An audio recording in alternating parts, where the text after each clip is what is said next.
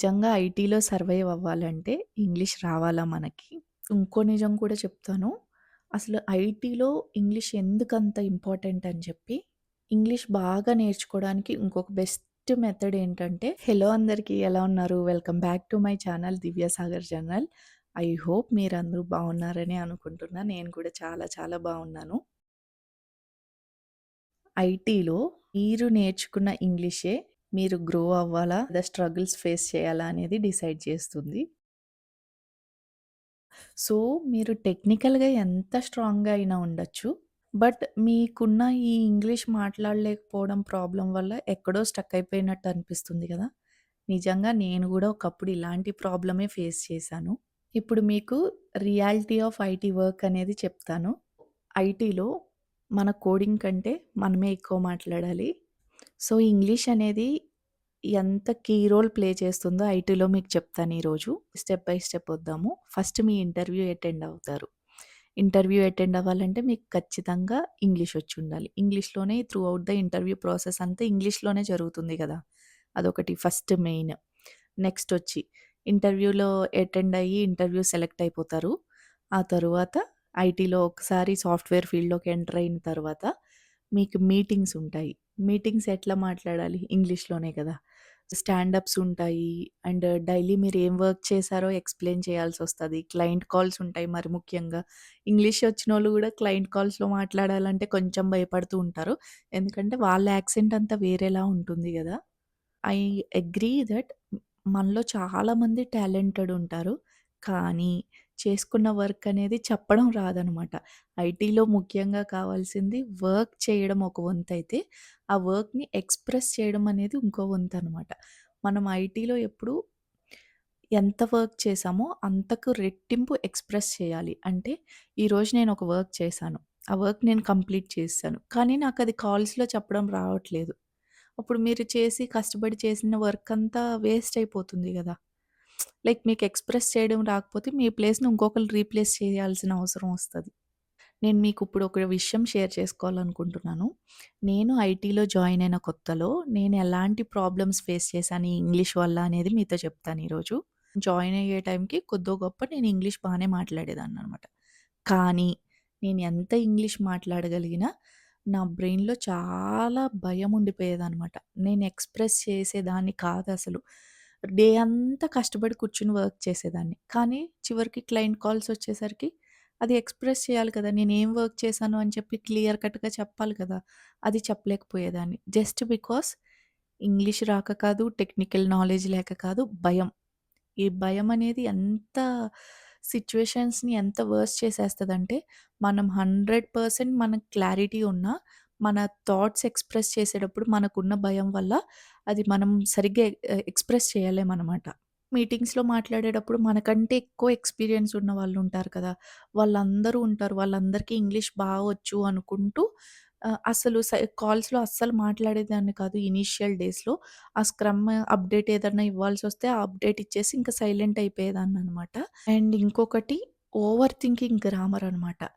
Grammar build చేసుకొని మనం చిన్నప్పటి నుండి ఇంగ్లీష్ గ్రామర్ క్లాసెస్ ఉంటాయి కదా! ఈజు, వజు, ఆను, ఫర్ ఇవన్నీ ఎక్కడెక్కడ యూజ్ చేయాలి, ఈ సెంటెన్స్ ఫ్రేమ్ చేసుకునే ముందే ఎక్కడెక్కడ యూజ్ చేయాలి అని చెప్పి ఇవన్నీ కరెక్ట్‌గా పెడతానా లేదా, నేను సెంటెన్స్ ఫార్మ్ చేస్తానా లేదా, ఇది ఈజు, వజు అన్నీ తిరగేసేస్తానేమో అన్న భయంతో అస్సలు కాల్స్‌లో మాట్లాడేదాన్ని కాదనమాట. అండ్ ఇంకొన్ని సందర్భాలుండేయి. క్లయింట్స్ గానీ, లేకపోతే ఇంటర్నల్‌గా టీమ్ లీడ్స్ కానీ ఏదన్నా ఒక ఇష్యూ గురించి మాట్లాడుకుంటున్నప్పుడు, నాకు ఆన్సర్ తెలిసినా నేను చెప్పే ధైర్యం చేసేదాన్ని కాదు. ఇంటర్నల్‌గా పక్కనటున్న టీమ్ మెంబర్స్‌తో చెప్పేదాన్ని ఇది అని చెప్పి. కానీ నేను మాత్రం డైరెక్ట్‌గా నోరు తెరిచి కాల్‌లో మాట్లాడేదాన్ని కాదు. నేను ఎప్పుడైనా చెప్పినప్పుడు టీమ్ వాళ్ళు విని అది ఎక్స్‌ప్రెస్ చేసేవాళ్ళనమాట. అప్పుడు క్రెడిట్స్ ఎవరికెళ్తాయి చెప్పండి? ఈ ప్రాబ్లమ్ అంతా ఎందుకు ఫేస్ చేశాను? జస్ట్ బికాస్ నాకు టెక్నికల్ నాలెడ్జ్ ఉన్నా, ఇంగ్లీష్ వచ్చున్నా కొంచెం మాట్లాడడానికి భయమనమాట. ఐ నో మీలో అందరికీ ఇదే ప్రాబ్లమ్ ఉంటుంది అని చెప్పి, మీలో చాలా మందికి మంచి టెక్నికల్ నాలెడ్జ్ ఉంటుంది. అండ్ అలానే ఇంగ్లీష్ కూడా బాగా మాట్లాడగలుగుతారు. కానీ అది ఎక్స్‌ప్రెస్ చేయడం రాదనమాట. సో, మీకీరోజు ఇంకో నిజం కూడా చెప్తాను. అసలు ఐటీలో ఇంగ్లీష్ ఎందుకంత ఇంపార్టెంట్ అని చెప్పి, మీరు ఎప్పుడైతే కాన్ఫిడెంట్‌గా మీ థాట్స్‌ని మీ ఆన్సర్స్‌ని ఎక్స్‌ప్లెయిన్ చేస్తారో ఇంగ్లీష్‌లో, అప్పుడు మీకు ప్రాపర్ విజిబిలిటీ ఉంటుంది టీమ్‌లో.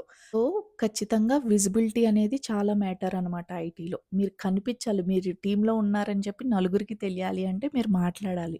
మీరు మాట్లాడాలి అంటే మీకు ఇంగ్లీష్ రావాలి ఖచ్చితంగా. ప్రమోషన్స్ కూడా చాలా కీ రోల్ ప్లే చేస్తదనమాట ఈ ఇంగ్లీష్. కనీసం మనకి ప్రమోషన్ కావాలి. నేనిలాంటి స్కిల్స్ నా దగ్గరున్నాయి. నేనింత వర్క్ చేశాను టీమ్‌కి అని చెప్పాలన్నా ఇంగ్లీష్ రావాలి కదా మనకి. సో, అందుకే నేను చెప్తున్నాను. ఐటీలో ఎప్పుడు మీరు టెక్నికల్‌గా ఎంత స్ట్రాంగ్‌గా ఉన్నా గానీ, మీరు కమ్యూనికేషన్‌లో వీక్ ఉండి మీరు ఎక్స్‌ప్రెస్ చేయకపోతే మిమ్మల్ని వీక్‌గానే కన్సిడర్ చేస్తారు. మీరెంత స్మార్ట్ అయినా. వీడియో స్టార్ట్ చేసిన దగ్గర నుంచి అక్క ఇంగ్లీష్ రావాలి, ఇంగ్లీష్ రావాలి అని జెప్తుంది. అసలు ఇంగ్లీష్ ఎలా నేర్చుకోవాలి అనేది చెప్పట్లేదు అనుకుంటున్నారు కదా! సో, ఇప్పుడు దాని గురించి కూడా తెలుసుకుందాము. ఐటీలో వర్క్ ఎవరైతే చేయాలి అనుకుంటున్నారో మీరు గుర్తుపెట్టుకోండి. ఫస్ట్ పాయింట్ ఏంటంటే ఇంగ్లీష్ రావాలి అనుకుంటే మీరెప్పుడూ ఫ్లూయెన్సీని చేస్ చేయకండి. మీకు ఫ్లూయెన్సీ అక్కర్లేదు ఇంగ్లీష్‌లో. Like you don't need perfect English అనమాట. You need working English. మీరు విన్నది కరెక్టే. సో, సెకండొచ్చి ఏంటంటే, ముఖ్యంగా ఆఫీస్‌లో వాడే కొన్ని ఫ్రేజెస్ ఉంటాయి, సెంటెన్సెస్ ఉంటాయనమాట. అవి మాత్రం మీరు 1కి 2 సార్లు గుర్తుపెట్టుకోండి. స్లోగా మీరు వర్క్ స్టార్ట్ చేశాక మీకే అలవాటయిపోతాయి. లైక్ కొన్ని చెప్తాను నేను మీకిప్పుడు. ఎలాంటి ఫ్రేజెస్ ఎక్కువ గుర్తుపెట్టుకోవాలి అని. I'll check and get back to you. వాళ్ళు చెప్పింది మీకు అర్థం కాలేదనుకోండి, can you please repeat? I'm still working on it. ఇలాగా కొన్ని కొన్ని ఇంగ్లీష్ సెంటెన్సెస్ అనేవి ఉంటాయన్నమాట. అలాంటివి మాత్రం మీరు గుర్తుపెట్టుకోండి. ఫస్ట్ ఇనీషియల్ డేస్‌లో మాత్రం స్లోగా మీరు వర్క్ కొంచెం ముందుకెళ్ళేసరికి మీకు ఇవన్నీ అలవాటయిపోతాయన్నమాట.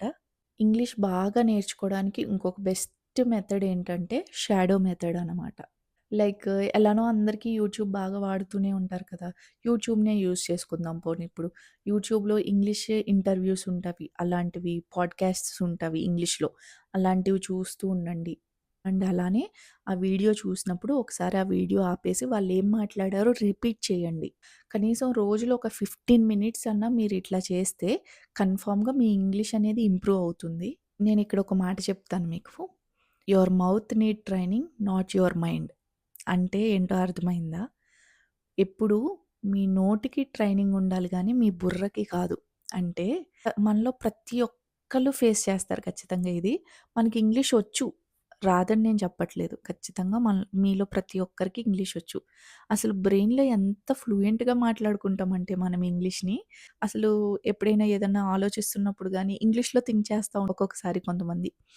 అప్పుడు ఎంత ఫ్లూయెంట్‌గా మాట్లాడుతదంటే బ్రెయిన్, కానీ అది ఇక్కడి నుండి ఇక్కడికొచ్చేసరికి మాత్రం మొత్తం కథ మారిపోయి తారుమారు తక్కరమారైపోతదనమాట. అందుకే చెప్తున్నాను. ట్రైనింగ్ అనేది మీ నోటికి గాని, మీ బుర్రకి కాదు అని చెప్పి. మీరెప్పుడైతే నోటి ద్వారా ఇంగ్లీష్ మాట్లాడడం ప్రాక్టీస్ చేస్తారో, కన్ఫర్మ్‌గా మీ ఇంగ్లీష్ అనేది ఇంప్రూవ్ అవుతది. అండ్ ఇంకొకటొచ్చి ఏంటంటే, మీరు బ్రోకెన్ ఇంగ్లీష్ మాట్లాడినా పర్లేదు. అర్థమైందా? అందరూ ఇలాంటి ఫేజ్ దాటొచ్చినోళ్ళే. మీరేమి స్పెషల్ కాదు. మీరు మాత్రమే కాదు ఇలాంటి ప్రాబ్లమ్ ఫేస్ చేసేది. ప్రతి ఒక్కళ్ళు ఇలాంటి ఫేజ్‌ని దాటొస్తారు. సో, మీరు మాట్లాడేది ఏదైనా అస్సలు సిగ్గుపడకండి. సిగ్గుపడకుండా మీరు ఏం ఎక్స్‌ప్రెస్ చేయాలనుకుంటున్నారో కంగారు పడిపోకుండా చాలా ప్రశాంతంగా స్లోగా అయినా పర్లేదు. స్లోగా మీరేం చెప్పాలనుకుంటున్నారో చెప్పండి. ఈవెన్ దో మీరు మాట్లాడేది బ్రోకెన్ ఇంగ్లీష్ అయినా, మీకు కొంచెం అటు ఇటుగా ఇంగ్లీష్ వచ్చినా గానీ, మీరు ఎక్స్‌ప్రెస్ చేసేది చాలా ఇంపార్టెంట్ అనమాట. మీరు ఆ కంగారులో నాకు ఇంగ్లీష్ రాదు, ఇప్పుడు నలుగురు చూసి నన్నేమనుకుంటారో ఇంగ్లీష్ రాదని చెప్పి, అంతేం లేదు. అంత కంగారు పడాల్సిన అవసరం లేదు. మీరు మాట్లాడుతా ఉంటే స్లోగా కన్ఫర్మ్‌గా ఇంగ్లీష్ వచ్చేస్తది. ఐటీ ఫీల్డ్‌లోకి ఎంటర్ అయ్యే వరకి ఈ టెన్షన్ ఉంటది. ఐటీ ఫీల్డ్‌లోకి ఎంటర్ అయినాక ఇనీషియల్‌గా ఒక 2, 3 మంత్స్ ఇబ్బంది పడతారేమో మేబీ ఇంగ్లీష్ వల్ల. బట్ తర్వాత స్లోగా మీరే ఏదో ఒక రోజు కన్ఫర్మ్‌గా మీరు మంచి ఎక్స్‌పర్ట్ అయిపోతారనమాట. మీరు మీరు ఖచ్చితంగా ఆ రోజొస్తది. కానీ మీరెప్పుడైతే ప్రాక్టీస్ చేస్తారో, మీరు భయపడకండా ఎలాంటి మీటింగ్స్‌లో ఉన్నా గానీ, మీరు ముందు అస్సలు సిగ్గుపడకండి. ఇప్పుడు నాకు ఇంగ్లీష్ సరిగ్గా నేను ఈ సెంటెన్స్‌ని ఫ్రేమ్ చేయగలనా? మాట్లాడే ముందు మనలో ప్రతి ఒక్కళ్ళు ఎక్కువగా చేసేదేంటంటే, ఒకసారి మనసులో గుణించుకుంటామనమాట. సెంటెన్స్‌ని ఫ్రేమ్ చేసుకుంటాం. మనం ఏదైతే మాట్లాడాలనుకున్నామో అది ఒకసారి ఆలోచించుకొని ఓకే. ఓకే. అని చెప్పి బయటకి చెప్పాలనుకుంటామనమాట. ఈ ప్రాసెసే సగం టెన్షన్ అయిపోతదనమాట. ఇది ఎట్లా చెప్తాము? ఎలా డెలివర్ చేస్తాము ఈ మాట అని చెప్పి. అలా ఏం లేదు. చిన్నగా, స్లోగా మీరు చెప్పాలనుకున్నది చెప్పండి. అస్సలు సిగ్గుపడొద్దు. బ్రోకెన్ ఇంగ్లీష్ అయినా పర్లేదు. మీ టీమ్ వాళ్ళతో ఇంగ్లీష్‌లో ఎలానో మాట్లాడతారు కదా! ఇన్ కేస్ మీరందరూ ఇప్పుడు హైదరాబాద్‌లో జాయిన్ అయ్యారనుకోండి. హైదరాబాద్‌లో ఇంటర్నల్‌గా టీమ్ ఉంటుంది. అందరూ తెలుగులో మాట్లాడతారు అది ఇది అనుకుంటారు కదా! కానీ ఐటీలో ఏం జరుగుతదంటే మీరు ఇంగ్లీష్‌లో కాన్వర్సేషన్ స్టార్ట్ చేస్తే ఖచ్చితంగా ఆపోజిట్ పర్సన్ తెలుగు పర్సన్ అయినా గానీ ఆటోమేటిక్‌గా కాన్వర్సేషన్ ఇంగ్లీష్‌లో ఎళ్ళిపోతుంది. అది ఐటీలో జరుగుతది ఖచ్చితంగా.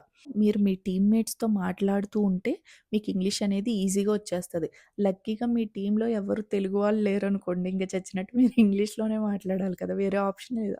అప్పుడు ఇంకా త్వరగా వచ్చేస్తదనమాట ఇంగ్లీష్. I agree. ఇనీషియల్ డేస్‌లో కొంచెం భయంగానే ఉంటది కాల్స్ మాట్లాడడం. నేను కూడా అలాంటి ఫేస్ దాటొచ్చిన దాన్నే కదా! సో, ఫస్ట్‌లో కనీసం రోజుకొక సెంటెన్స్ మాట్లాడండి కాల్స్‌లో. ఏదో ఒకటి. మీరు ఏదైతే ఎక్స్‌ప్రెస్ చేయాలనుకున్నారో, మీకు ఎక్కువ థాట్స్ ఉంటాయి బుర్రలో. కానీ అయన్నీ ఎక్స్‌ప్రెస్ చేయడానికి భయమేసిందనుకోండి, అది ఒక చిన్న ముక్కలో చెప్పి వదిలేయండి. ఆ తర్వాత స్లోగా అలాగా కాన్వర్సేషన్ బిల్డ్ చేస్తూ ఉండండి. అప్పుడు మీకు ఇంగ్లీష్ అనేది వస్తదనమాట. గుర్తుపెట్టుకోండి. కాన్ఫిడెన్స్ అనేది ఎప్పుడు మీరు మాట్లాడిన తర్వాతే వస్తది. మాట్లాడక ముందు రాదు. అది ఎంత వచ్చినా అది మీ బ్రెయిన్‌లో ఆగిపోతుంది తప్ప, మీరెప్పుడైతే గొంతిప్పి ఇంగ్లీష్‌లో మాట్లాడతారో ఆటోమేటిక్‌గా మీకు కాన్ఫిడెన్స్ వచ్చేస్తది. సో, మీలో చాలామందికి డౌటొచ్చే ఉండొచ్చు. ఇంగ్లీష్ మాట్లాడితేనే టాలెంటెడా అక్క? లేకపోతే ఇంగ్లీష్ మాట్లాడితేనే కాన్ఫిడెన్సా? అలా ఏం లేదు. ఇంగ్లీష్ అనేది టాలెంటు కాదు. ఇంగ్లీష్ అనేది కాన్ఫిడెన్సు కాదు. ఇంగ్లీష్ అనేది ఒక స్కిల్ అనమాట. అది మీరు నేర్చుకోవచ్చు. నేర్చుకోగలరు కూడా. సో, ఫైనల్‌గా నేను చెప్పాలనుకునేది ఒకటే. Don't let English decide your IT future. మీ ఐటీ ఫ్యూచర్‌ని ఇంగ్లీష్ డిసైడ్ చేయనివ్వకండి. మీరు ఎంత కష్టపడైనా వర్క్ చేయొచ్చు. కానీ ఆ వర్క్‌ని ఎక్స్‌ప్రెస్ చేసే విధానం ఒకటుంటదనమాట. అది ఎక్స్‌ప్రెస్ చేసుకోవడం రాకపోతే మీ వర్క్ ఇంకొకళ్ళు చేసుకున్నానని చెప్పే ఛాన్సెస్ ఉంటాయి. ఐటీ ఫీల్డ్ అనే కాదు, ఎలాంటి ఫీల్డ్‌లో అయినా గానీ ఇంగ్లీష్‌తో కాన్వర్సేషన్ ఉంది అనుకుంటే మీరు స్లోగా మాట్లాడుతూ ఉంటేనే మీకు ఇంగ్లీష్ వస్తది. మాట్లాడనన్ని రోజులు మీకసలు ఇంగ్లీష్ రాదనమాట. సో, స్లోగా మాట్లాడుతూ ఉండండి. మీరు కష్టపడిన దాన్ని, మీరు కష్టపడి వర్క్ చేసిన దాన్ని వేరొకరికి జస్ట్ ఈ ఇంగ్లీష్ రాకపోవడం అనే ఒక చిన్న రీజన్ లేకపోతే మీ బ్రెయిన్‌లో ఉన్న భయం వల్ల వేరొకళ్ళు యూజ్ చేసుకోవడానికి అస్సలు వీల్లేదు. మీ కష్టం మీదే. మీరు సైలెంట్‌గా ఉన్నారంటే మిమ్మల్ని కంప్లీట్‌గా ఇగ్నోర్ చేసేస్తారు. మీరు భయపడి మీరు మీలోనే దాగిపోయి మీరు ఎక్స్‌ప్రెస్ చేయకుండా ఉంటే మీకు ప్రమోషన్స్ కూడా కష్టమైపోతాయి. మీరు ఐటీలో డే అండ్ నైట్ ఎంత కష్టపడినా గానీ కష్టమంతా గంగపాలైపోతదనమాట. మీ వర్క్‌ని మీరే ఎక్స్‌ప్రెస్ చేసుకోండి. మీ ప్రమోషన్‌ని మీరే ఎంజాయ్ చేయండి. That's all for this video అండి. See you in the next video. ఈ వీడియో గనక మీకు నచ్చితే ప్లీజ్ నాకు కామెంట్ సెక్షన్‌లో చెప్పండి. అలాగే నెక్స్ట్ వీడియోస్ మీకు ఎలాంటివి కావాలనుకుంటున్నారో కూడా చెప్పండి. దాని రిలేటెడ్ వీడియోస్ చేయడానికైతే ట్రై చేస్తాను. See you in the next video అండి. Until then see you. Tata. Good by.